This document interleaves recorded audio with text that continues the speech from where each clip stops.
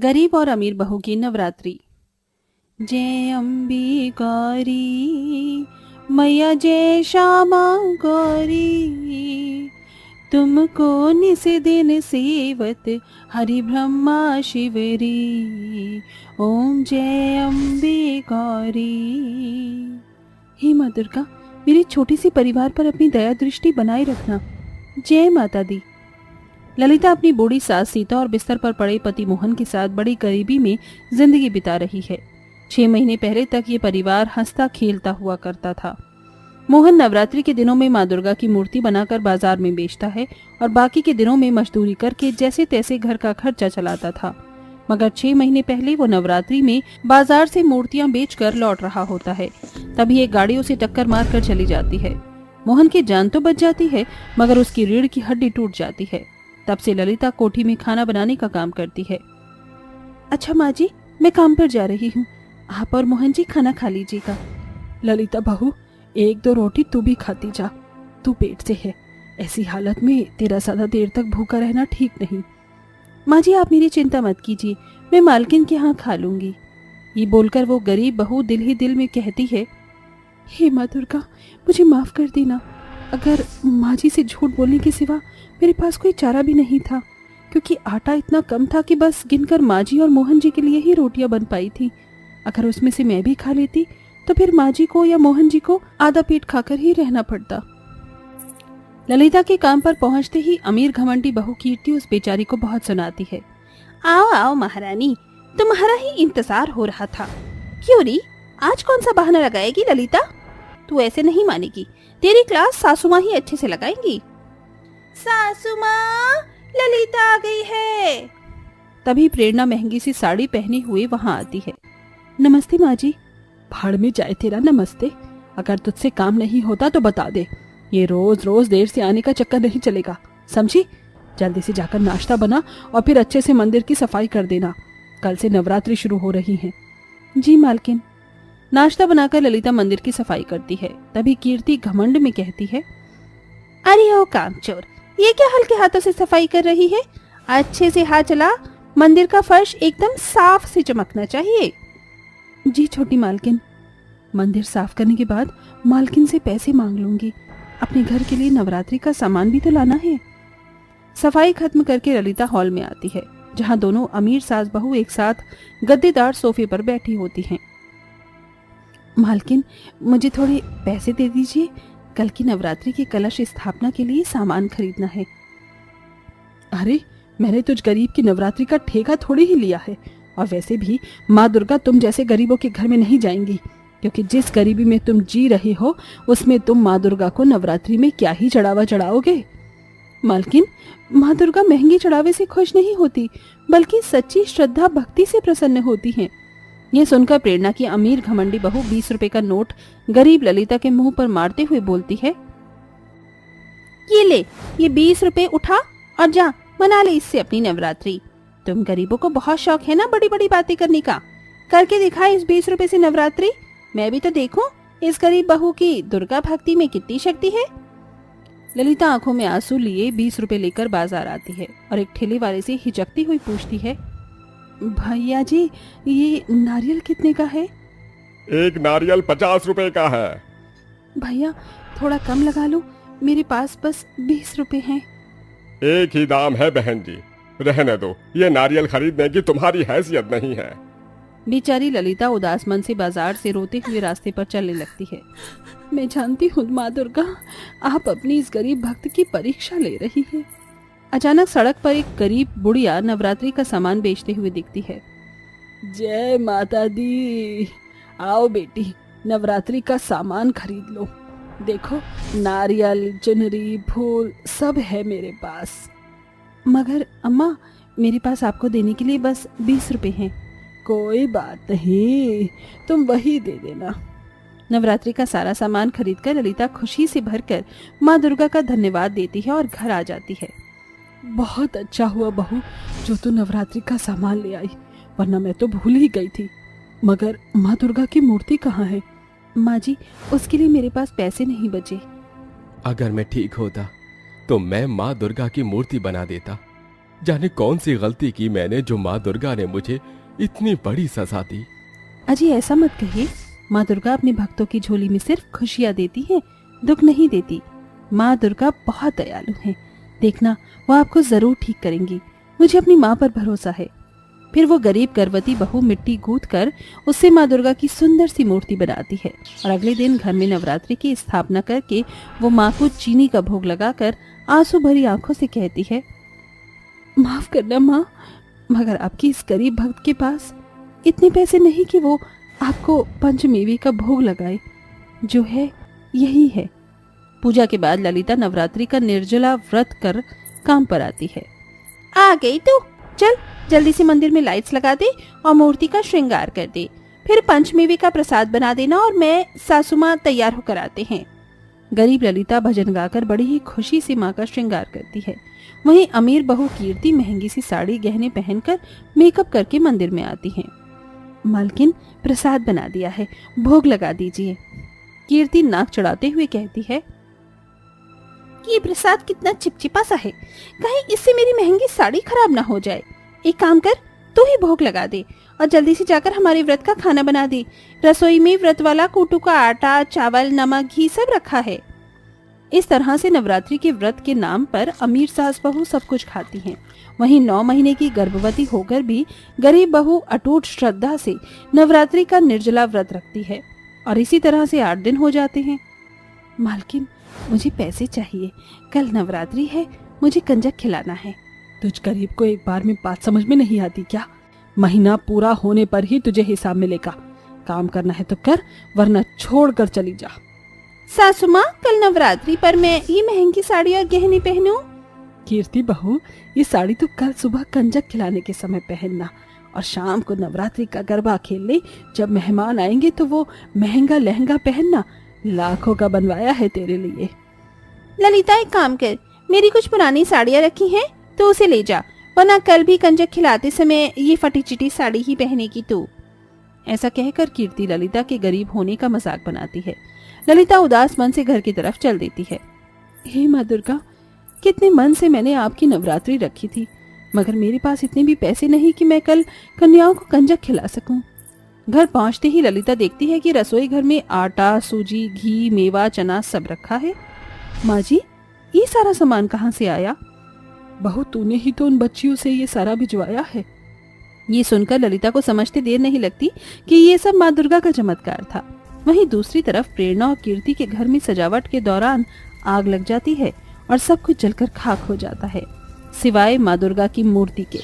नवरात्रि की सुबह ललिता हलवा, पूरी और चने का प्रसाद बनाती है और माँ की आरती करती है। हाथ जोड़ के खड़ी हूँ तेरे द्वार, मेरी माँ पूरी कर दे मुराद एक बार। मेरी माँ तेरे कंज के बिठाऊं हर बार, पूरी हलवा खिलाऊं हर बार। तेरी ज्योत जलाऊं, लाल चुनरी उड़ाऊं, माता रानी ओ मेरी माता रानी। इतने में 9 छोटी कन्याएं उस गरीब बहू के दरवाजे पर आकर खड़ी हो जाती हैं। माँ, हम अंदर आ जाए? आपके घर से पूरी हलवे की बहुत स्वादिष्ट खुशबू आ रही थी, इसीलिए हम यहाँ कंजक खाने आई हैं। अच्छा किया, आ जाओ। बहू, मैं इनके पैर धोती हूँ और टीका कलावा बांधती हूँ, तब तक तू प्रसाद की थाली लगा। गरीब सास सभी कन्याओं के पैर धोकर उन्हें टीका लगाती है और कलावा बांधती है। वहीं गरीब बहू उन्हें कंजक खिलाती है। थोड़ा और हलवा दूं? हमारा पेट भर गया। सभी कन्याएं गरीब सास बहू को आशीर्वाद देती हैं, जिसके बाद वो बिस्तर पर पड़े मोहन के पास जाके आशीर्वाद देकर चली जाती हैं। तभी ललिता देखती है कि जहाँ जहाँ उन कन्याओं ने अपने पैर रखे थे उन जगहों पर सोना ही सोना होता है।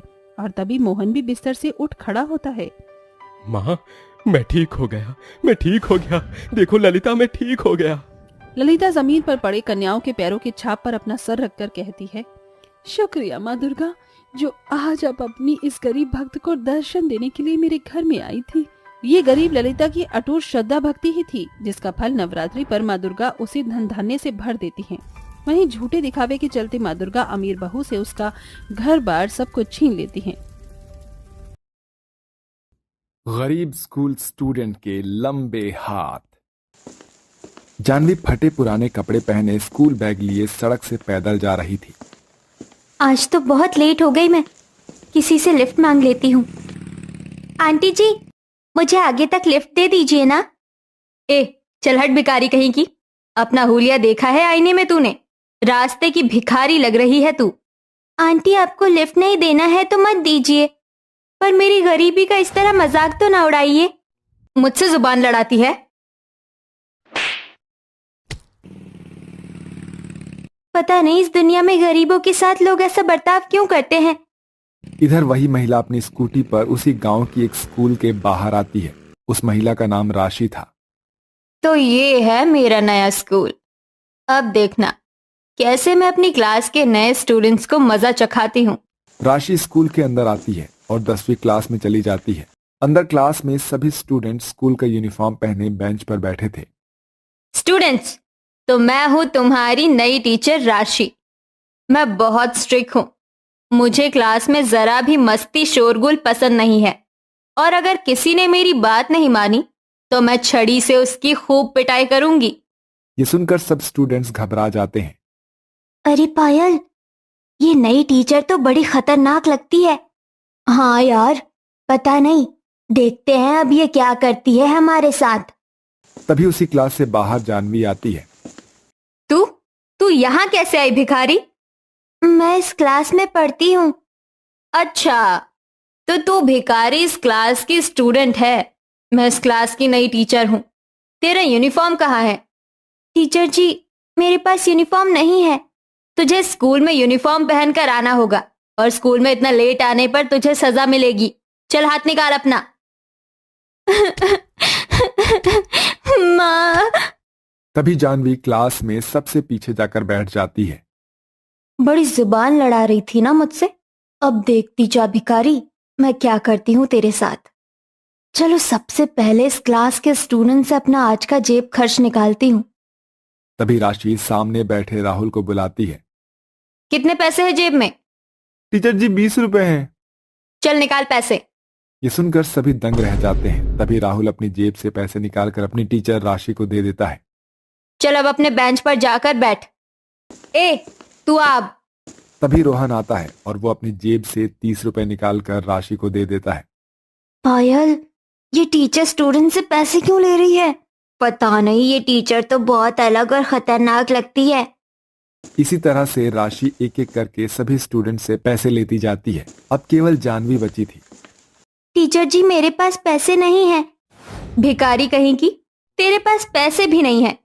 तभी राशि जानवी को बेरहमी से पीटने लगती है और उसके कपड़े फाड़ देती है। ये देखकर क्लास के सभी स्टूडेंट्स बेहद घबरा जाते हैं। जानवी, चल पैर दबा मेरे। और तुम सब एक बात कान खोल कर सुन लो। कल से जो भी पैसा तुम अपने घर से लाओगे, वो सारा पैसा मुझे लाकर देना होगा।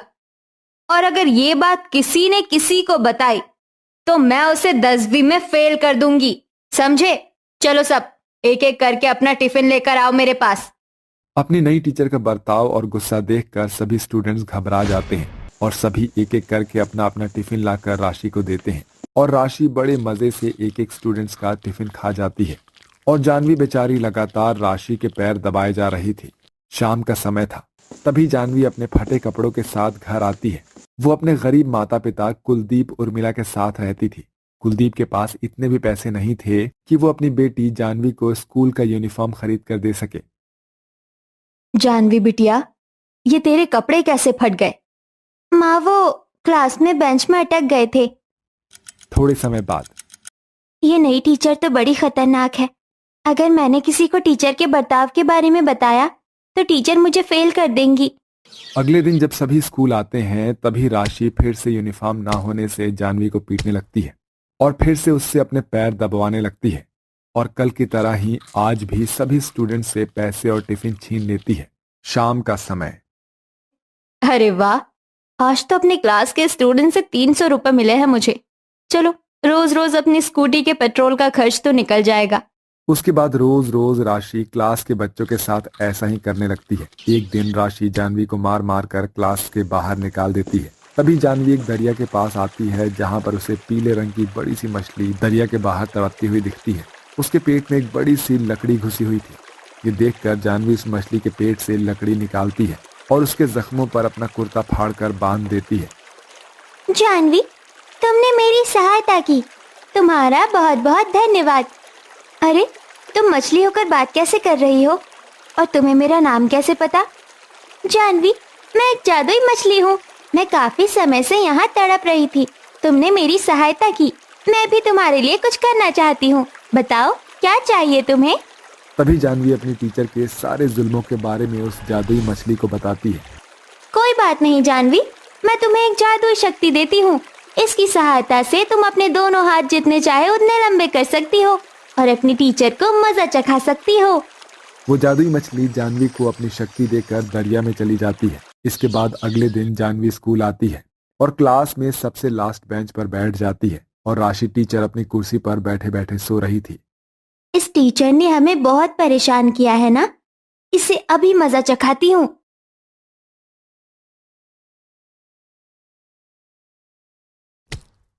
अरे बाप रे, कितनी जोर से मारा रे। राशि गुस्से से खड़ी हो जाती है। किसने मारा मुझे लकड़ी से? हाँ, किसने किसने की यह हरकत? क्या हुआ टीचर जी? मेरे मुंह पर लकड़ी से किसने मारा? लकड़ी से? पर हम सब तो यही बैठे पढ़ाई कर रहे हैं, हमने नहीं देखा टीचर जी। राशि को समझ ही नहीं आ रहा था कि उसे किसने मारा। इधर सभी स्टूडेंट्स जानवी को देखकर मुस्कुराने लगते हैं। तभी राशि सबसे पैसे लेती जाती है और सबके पैसों को अपने टेबल पर रखकर बोर्ड पर कुछ लिखने लगती है। तभी जानवी अपना हाथ लंबा करके वो पैसे झट से खींच लेती है और उन पैसों को क्लास की खिड़की से बाहर फेंक देती है। तभी राशि पीछे मुड़कर टेबल पर देखती है। अरे पैसे कहाँ गए? किसने उठाए टेबल से पैसे? सभी बच्चे एक साथ कहते हैं, हमने नहीं उठाए टीचर। मेरे साथ मस्ती? अभी एक एक करके सबकी तलाशी लेती हूँ और जिसके पास पैसे मिले तो उसकी खैर नहीं।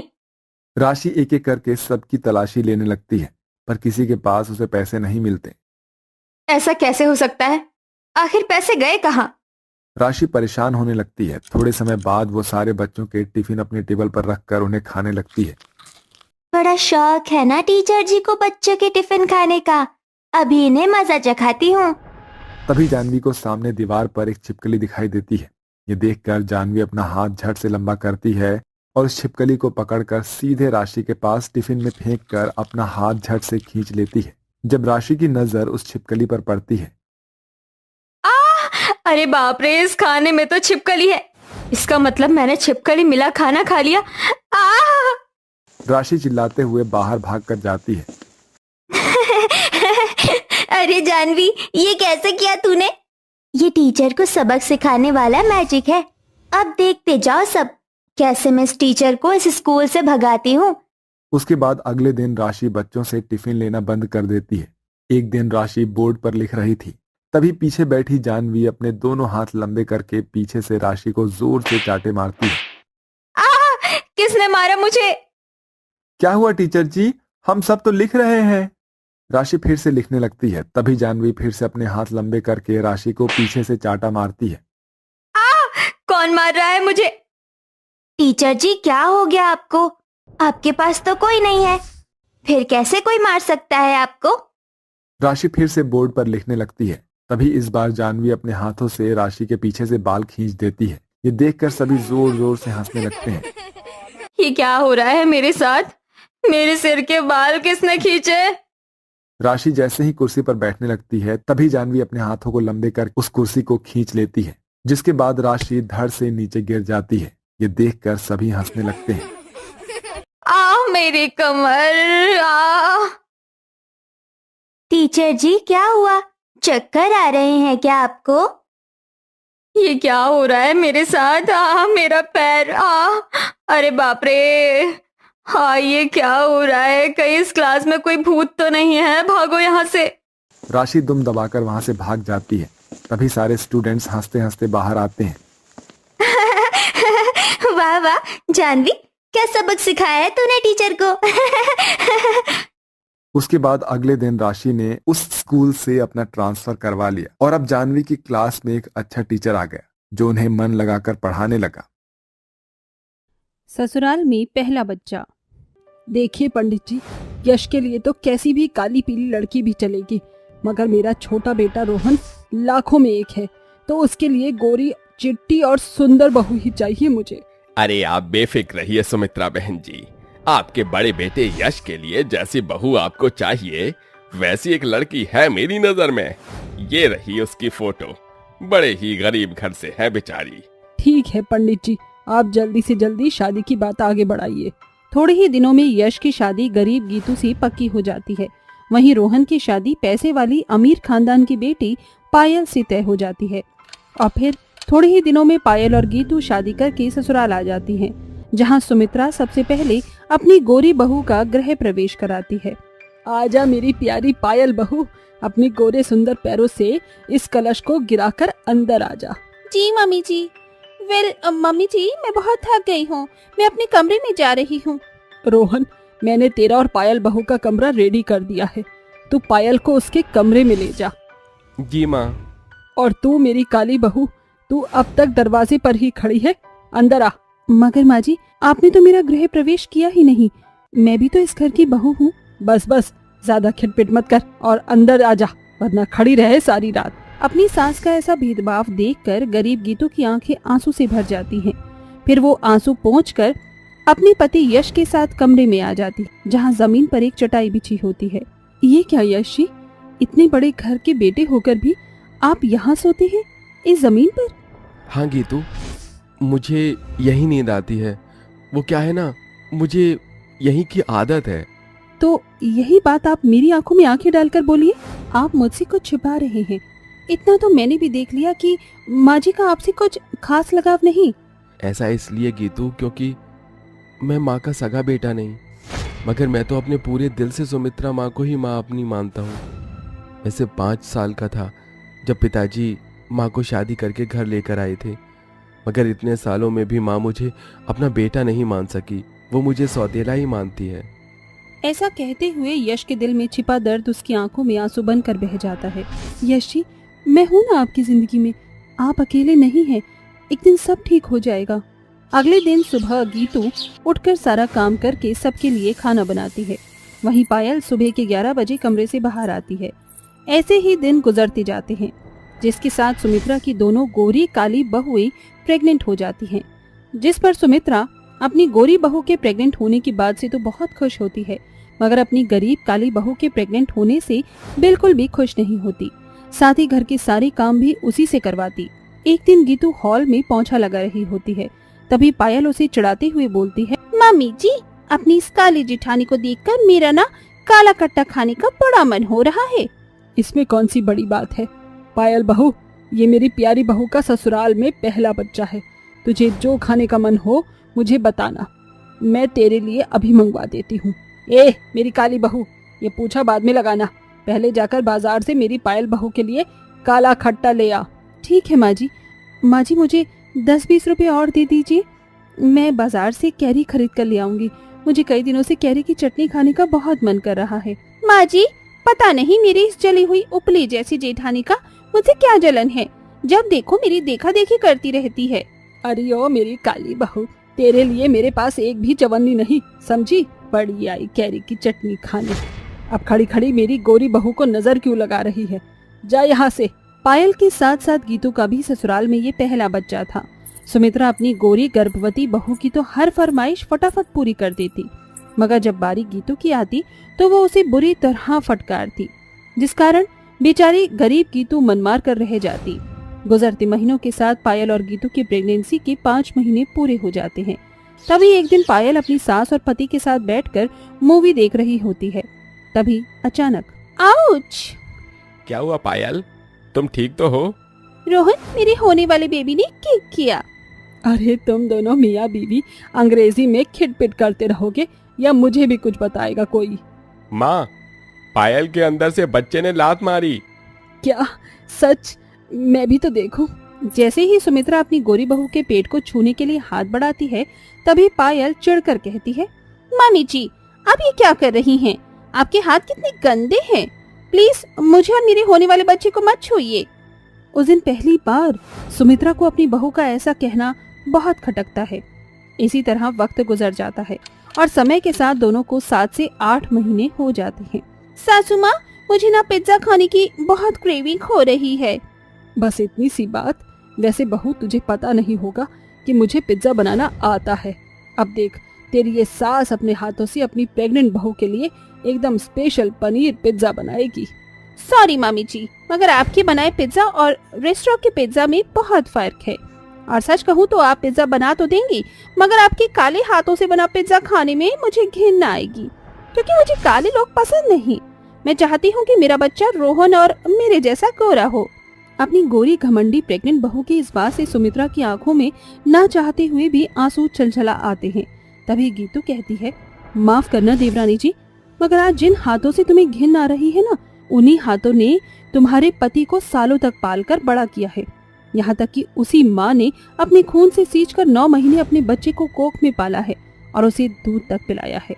बस करो ये बकबक और अपना ये फ्री का फोकट का ज्ञान मुझे मत दो। ये कहकर पायल कमरे में चली जाती है। ऐसे ही दिन बीतते हैं और दोनों बहुओं को 9 महीने हो जाते हैं, मगर अब तक न पायल का घमंड कम होता है और न ही सुमित्रा अपनी गरीब बहू को अपनाती है, बल्कि वो बड़े ही धूमधाम से अपनी गोरी बहू की गोद भराई कराती है। ये ले मेरी पायल प्यारी बहू, ये तेरी गोद भराई का शगुन तेरी सास की तरफ से। मैंने तेरे लिए खास ही सोने का हार बनवाया है। थैंक यू माँ जी। मैंने खास तेरे लिए ये गोंद के लड्डू बनाए हैं। मेरा दिल रखने के लिए थोड़ा सा खा ले बहू। पायल बिना लड्डू खाए वहाँ से उठकर सीढ़ी से अपने कमरे में जाने लगती है। तभी सुमित्रा भी अपनी काली बहू की गोद भराई में बैठा हुआ छोड़कर उसे पायल के पीछे पीछे आ जाती है। पायल बहू, तू थोड़ा सा लड्डू खा ले, मैंने बड़े प्यार से बनाया है। सासू माँ, आपकी परेशानी क्या है? जब देखो अपना ये काला भद्दा सा चेहरा लेकर मुझसे और मेरे होने वाले बच्चे से च्युइंगम की तरह चिपकने चली आती हैं। मैंने कहा ना, नहीं खाना मुझे ये सब। अचानक से पायल के हाथ से उसकी सास को धक्का लग जाता है, जिस कारण वो सीढ़ियों से नीचे गिर जाती है। ऐसे में गीतू सुमित्रा के पास आती है। माँ जी, आंखें खोलिए माँ जी। भगवान, अब मैं क्या करूँ? यश और देवर जी तो घर में भी नहीं है। अब मुझे माँ जी को अस्पताल लेकर जाना होगा। जैसे ही गीतू अपनी सांस को लेकर बाहर आती है, बहुत जोर के बारिश शुरू हो जाती है। बारिश के कारण यहाँ एक भी गाड़ी नहीं आ रही। वक्त भी बहुत कम है, क्या करूँ? अचानक गीतू को एक ठेला नजर आता है, जिस पर खींचकर वो बारिश में भीगते हुए अपनी सास को अस्पताल लेकर आती है। कोई है यहाँ मेरी मदद के लिए? डॉक्टर, मेरी मदद कीजिए, ये मेरी सासू माँ है, इन्हें बचा लीजिए। आप चिंता मत कीजिए, नर्स इन्हें संभालो।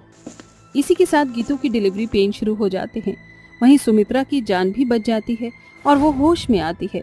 बहुत बहुत शुक्रिया डॉक्टर साहब, आपने मेरी जान बचा ली। माँ जी, शुक्रिया मुझे नहीं बल्कि अपनी बहू को कहिए, जो आपको समय रहते यहाँ ले आई।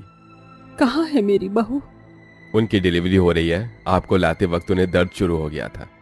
कुछ ही देर में गीतू एक बेटी को जन्म देती है। तभी सुमित्रा वहाँ आ जाती है।